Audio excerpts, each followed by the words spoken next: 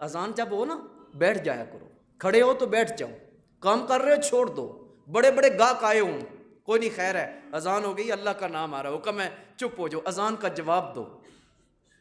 اذان کا جو بندہ جواب دیتا ہے، حدیث شریف میں آتا ہے، وہ اس وقت تک نہیں مرے گا جب تک کلمہ نہیں پڑھ لے۔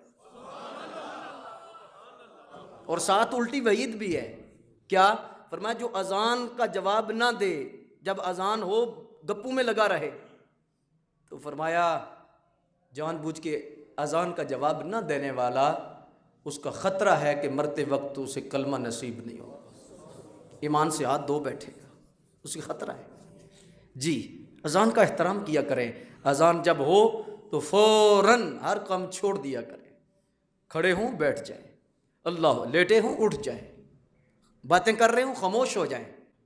قرآن کے لیے حکم ہے، تلاوت ہو رہی ہے، اذان ہو رہی ہے، چپ ہو جاؤ۔ اللہ قرآن اللہ کا کلام ہے، نعت شریف ہو رہی ہو، کوئی بھی چیز، اذان ہو رہی ہے، اذان کا ادب ہے، فوراً خاموش ہو جاؤ اور اذان کا جواب دو۔ ایک اذان کے جواب میں 30 لاکھ نیکیاں ہیں۔ کیا بات ہے رب کے نام کی، کیا عظمتیں ہیں، کیا شانیں ہیں۔